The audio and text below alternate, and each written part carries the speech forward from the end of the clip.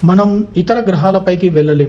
దగ్గరలో ఉన్న చందమామ పైకి కూడా వెళ్ళినా సమస్యే. భూమిపై తప్ప మిగతా గ్రహాలపై జీవించే పరిస్థితులు చాలా తక్కువ. మనకు అత్యంత అనుకూలమైన గ్రహం భూమి మాత్రమే. అందువల్ల మనం ఇక్కడ బందీ అయిపోయామని, మరో ఆప్షన్ లేకుండా ఉండిపోయిందని, జీవితం బోర్ కొడుతుందని అనుకునే ఛాన్స్ లేదు. ఎందుకంటే మనం కనిపెట్టాలి అనుకుంటే కనుక్కోవాల్సినవి లెక్కలేనన్ని ఉన్నాయి. భూమిపై ఎన్నో రహస్యాలున్నాయి.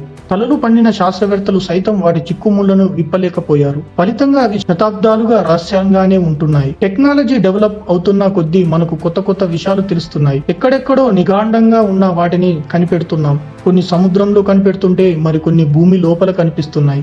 ఇవన్నీ గత వైభవాన్ని కళ్ళకు కట్టినట్టున్నాయి. కానీ అవి అలా ఎందుకున్నాయో, వాటి వెనుక కథేంటో తెలియట్లేదు. వాటికి సంబంధించిన రకరకాల ఊహాగానాలే తప్ప ఖచ్చితమైన ఆన్సర్లు లేవు. ఇలాంటి ఓ 9 రహస్యాలను ఇప్పుడు సింపుల్ గా చర్చించుకుందాం.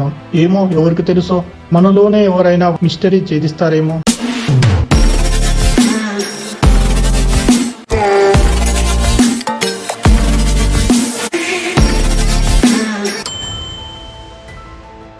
దక్షిణ అమెరికా దేశం బొలీవియాలో సూర్యద్వారంగా పిలిచే ఈ కట్టడం ఇప్పటికీ ఓ మిస్టరీయే. దీన్ని మీరు చూడాలంటే టివానాకు అనే నగరానికి వెళ్ళాలి. అదో ప్రాచీన రహస్య నగరంగా చెప్తున్నారు. క్రీస్తు శకం మొదటి మిలీనియంలో ఈ కట్టడం మొత్తం సామ్రాజ్యానికి కేంద్రంగా ఉండేది అని పురాతత్వ శాస్త్రవేత్తలు నమ్ముతున్నారు. దీనిపై విచిత్రమైన గీతలు, ఆకారాలు ఉన్నాయి కదా, వాటికి అర్థం ఏంటో ఎవరికి తెలియదు. కొంతమంది అంచనా ప్రకారం అవి మన ఇండియాలో నమ్మే రాశిఫలాలు లాంటివి కావచ్చు, లేదా విశ్వానికి సంబంధించిన గుర్తులు కావచ్చు అంటున్నారు. కెనడాలో ఇదో పురాతనమైన ప్రదేశం. 1960లో ఇది బయటపడింది. 1000 ఏళ్ల పురాతనమైనదిగా కార్బన్ డేటింగ్ పరీక్షలో తేలింది. అప్పట్లో వైకింగ్స్ ఇక్కడ ఉన్నట్లు చెప్తున్నారు. ఇది ఇక్కడ ఉంది అంటే దాని అర్థం క్రిస్టోఫర్ కొలంబస్ కంటే చాలా ఏళ్ల ముందుగానే స్కాండినేవియా సముద్ర నావికులు ఉత్తర అమెరికాకు వచ్చినట్లు లెక్క. కొలంబస్ కంటే ముందే యూరోపియన్లు అమెరికన్లతో కాంటాక్ట్ అయినట్లు అర్థం చేసుకోవచ్చు. ఈ పచ్చిక బయళ్ళు మాత్రం చాలా అందంగా ఉంటాయి. సముద్రం పక్కనే ఉన్న ఈ ప్రాంతానికి టూరిస్టులు బాగా వస్తున్నారు. యూరోప్ ఖండంలో చాలా చోట్ల సొరంగాలు ఉన్నాయి. కొన్ని స్కాట్లాండ్ నుంచి టర్కీ దాకా ఉన్నాయి. భూగర్భంలో ఉన్న ఈ సొరంగాలు బయటపడినప్పుడు అందరూ ఆశ్చర్యపోయారు. ఇవన్నీ శిలయుగపు సొరంగాలే. వేటగాళ్లు కలిసేందుకు వీటిని నిర్మించుకొని ఉంటారని భావిస్తూ ఖచ్చితంగా ఎందుకు నిర్మించారో ఎవరికి తెలియదు. తమను వెంటాడే జంతువుల నుంచి తప్పించుకునేందుకు వీటిని నిర్మించుకొని ఉంటారని కొందరు పరిశోధకులు అంచనా వేశారు. మరికొందరేమో సురక్షితంగా ప్రయాణించేందుకు వీటిని నిర్మించుకొని ఉంటారని భావించారు. తీవ్రమైన వాతావరణం నుంచి రక్షణ కోసం నిర్మించి ఉంటారని మరికొందరు చెప్పారు.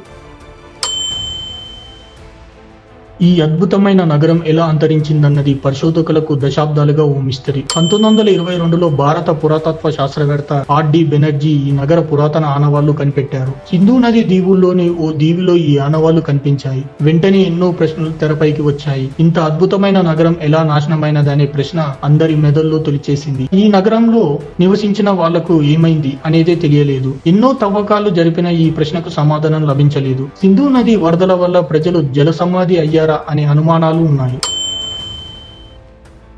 డైవింగ్ నిపుణుడైన కియోచిరో అరాటకై ఓసారి అనుకోకుండా ఈ ప్రాచీన ప్రాంగణాన్ని కనిపెట్టాడు. దీనిపై రకరకాల సైంటిఫిక్ థియరీలు ఉన్నాయి. ఈ రాతి నిర్మాణాన్ని పరిశీలించాక ఈ నగరం 10,000 సంవత్సరాల కిందట నీటిలో మునిగిపోయినట్లు అంచనా వేశారు. అప్పటికి ఈజిప్ట్ లో పిరమిడ్లను కూడా నిర్మించలేదు. అయితే కొందరు పురాతత్వ శాస్త్రవేత్తల ప్రకారం ఆనాటి ప్రజలు గుహల్లోనే ఉండేవారు. వేర్లు తుంపలు తింటూ బతికేవారు. అప్పటికీ వేట కూడా లేదు. వాళ్లకు నగరాలను నిర్మించడం తెలియదు. మరైతే ఈ నగరాన్ని నిర్మించింది ఎవరు? ఇది ఖచ్చితంగా ఎప్పుడు మునిగిపోయింది.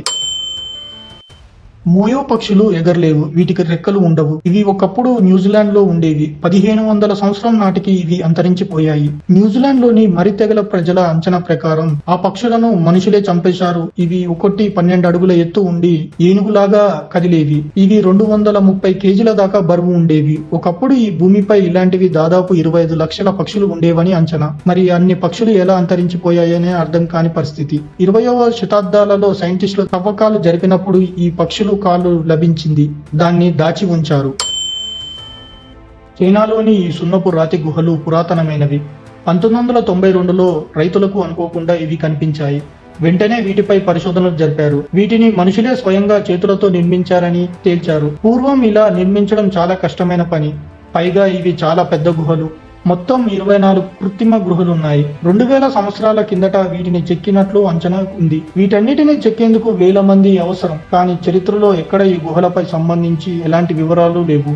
ఎవరు చెక్కారో, ఎందుకు చెక్కారో తెలియదు. వీటిని చెక్కేందుకు ఎలాంటి విధానాలు పాటించారో కూడా తెలియదు. దక్షిణ అమెరికా దేశం పేరులో చాలా మిస్టరీలు ఉన్నాయి. వాటిలో ఒకటి సాక్షి వామన్ ఆలయం. ఇందులో మిస్టరీ ఏంటంటే ఈ ప్రాంగణంలో పెద్ద ఎత్తున సున్నపు రాతి నిర్మాణాలు ఉన్నాయి. గోడల లాంటివి నిర్మించారు. ఈ రాళ్లను పేర్చేటప్పుడు ఎక్కడా మోడర్న్ వాడలేదు. అయినప్పటికీ ఆ రాళ్లు పడిపోకుండా ఒకదానికి ఒకటి ఎలా తొక్కున్నాయో తెలియలేదు. రాళ్ల మధ్య ఖాళీ కూడా ఉండదు. పైగా ప్రతి రాయి అన్ని వైపులా నున్నగా ఉంటుంది. దీన్ని ఎలా నిర్మించారో అన్నది అర్థం కాలేదు. ఇప్పటికీ పరిశోధనలు జరుపుతూనే ఉన్నారు. ఇది అంతుపట్టని రహస్యంగా మిగిలిపోయింది. ఈజిప్టును తలుచుకోగానే మనకు రహస్యాల దృశ్యాలు కళ్ళ ముందు మొదలవుతాయి. అలాంటి వాటిల్లో ఈ పూర్తి కాని స్తూపం ఒకటి. ఇప్పటి వరకు మనకు తెలిసిన ప్రాచీన అతిపెద్ద స్తూపంగా దీన్ని చెప్తున్నారు. ఇది ఈజిప్టులోని అన్వాన్ కి ఉత్తర ప్రాంతంలోని రాతి క్వారీలో ఉంది. 1922లో దీనిపై పరిశోధనలు జరిపారు. ఓ పెద్ద రాయిని అన్ని వైపులా చెక్కుతూ స్తంభంలా మార్చారు. అయితే దీనిలో పగుళ్లు ఏర్పడింది. మీకు తెలుసుగా, ఏదైనా విగ్రహంలో పగుళ్లు వస్తే ఇక దాన్ని చెక్కరు. అలాగే దీన్ని కూడా చేయడం ఆపేశారు. అలా ఇది అక్కడే ఉంది. పర్యాటకులకు ఇది మిస్టరీలా ఉంటుంది.